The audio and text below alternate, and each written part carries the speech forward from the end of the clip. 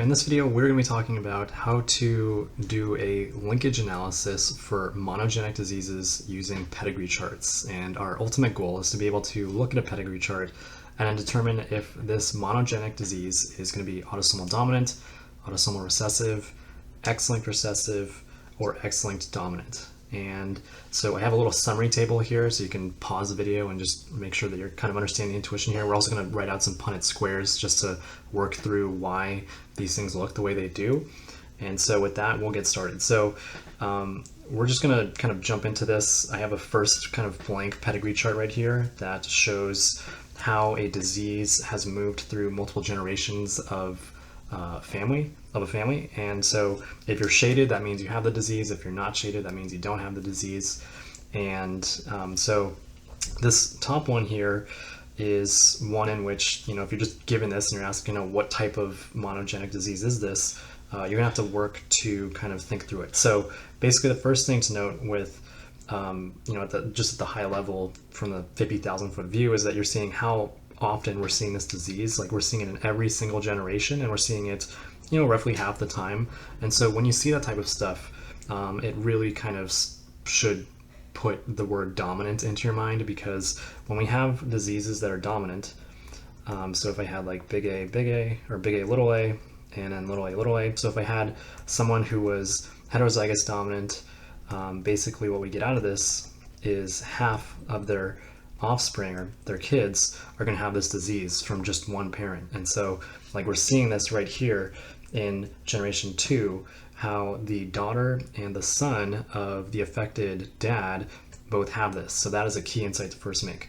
So every generation affected, and then in addition to that, we're seeing how an affected dad is transmitting both to sons and daughters, which is making us rule out the fact that this could be X-linked.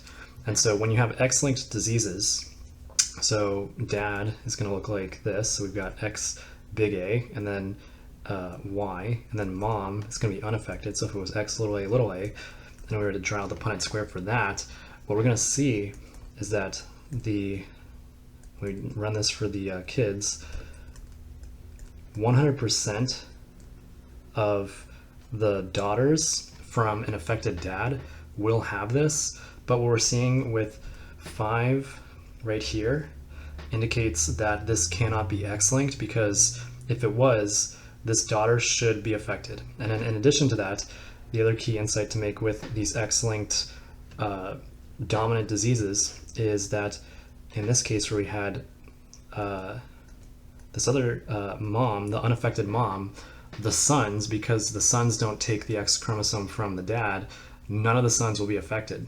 So in this case, because we're seeing how we do have an affected son, which is generation 2, and then number 3, and then we also have that unaffected daughter, rules out the fact that this thing could not be X-linked dominant. And so we're seeing how both males and females are getting equally affected, and then we're seeing how affected parents are having affected children. And so, and it's about half. So basically this gives us enough insights from this pedigree chart to say that this one right here is going to be autosomal dominant. Now, when we look at this next one, I will pause the video here and you guys can try to take a look at it. But basically, what are the key things to note? Well, first thing that pops out is, a much lower incident rate of the disease. So low incident rate. Number 2 is looking at how we're not seeing every single generation affected.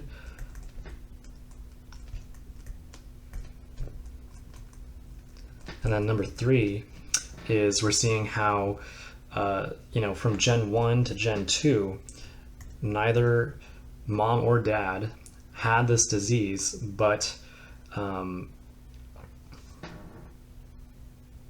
what ends up happening is that none of their kids have it. But when we look at going from Gen 2 to Gen 3, even though we had an affected dad, which is 2-1, both of his daughters are not affected.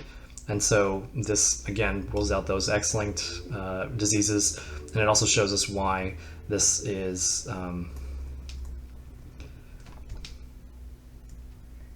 going to be an autosomal recessive disease. So affected dad has unaffected kids. And then key thing also seen between here and between 3 and 4 is the fact that, again, two parents that don't have the disease are having kids that do have this disease.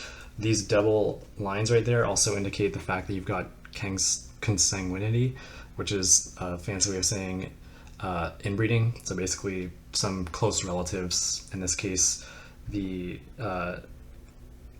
gonna have like the first cousins mating, and so that's what these double lines mean. And then when you have those types of situations where you have inbreeding within a family, it makes the rate of autosomal recessive diseases a lot more likely, because the gene pool available during this basically non-random mating is a lot smaller than it normally would be.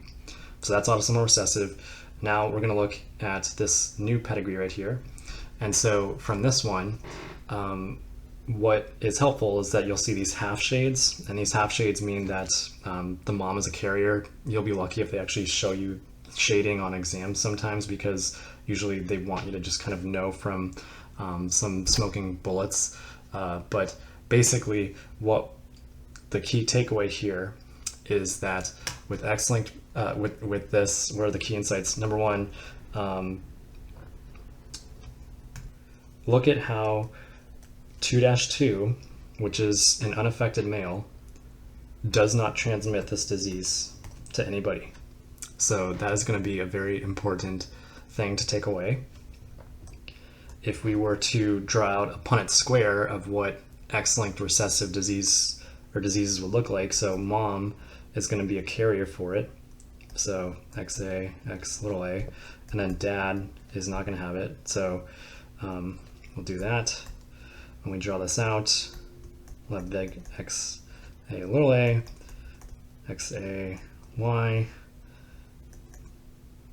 X little a, X little a, X little a y. So key thing here is that half of sons from carrier mom have this disease. And so when we look at this between generation 1 to 2, we can see that they've had a daughter, a son, carrier daughter, a son, daughters, sons, and another carrier daughter. We can see that this pops up in 2-9, so the son that the mom had. So she had 1, 2, 3, 4. So 1 out of 4 of her sons actually had this disease. Again, really low incidence, makes us think that this is going to be X-linked recessive.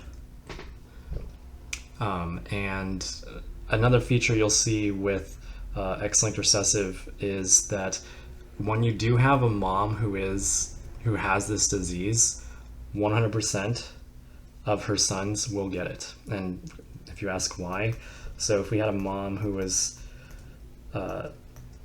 she had both of these, and I'll stick to the notation that I've written here.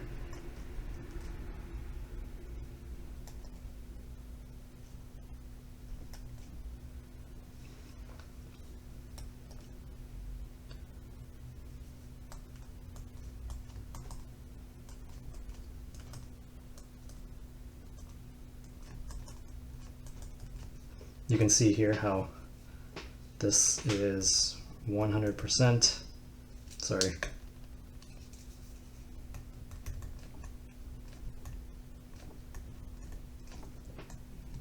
So that's a key feature that you'll see in X-linked recessive diseases.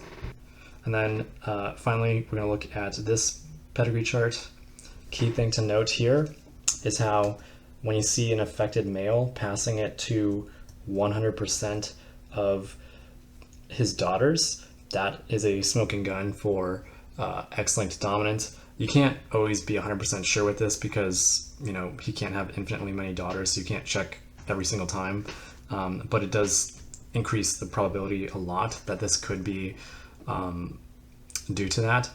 And then the other thing to take away is that we do see males and females affected by this, but note how from this affected dad, none of his sons, so he had 2 sons, 3 daughters, none of his sons had this disease, 3 of his daughters had this disease. That's a key thing to look at. And then the other key thing is that we're seeing this in every generation. And so that is what makes us think that this must be an X-linked dominant disease. So I'm going to wrap things up with that. I hope this video helps, and thank you all for watching.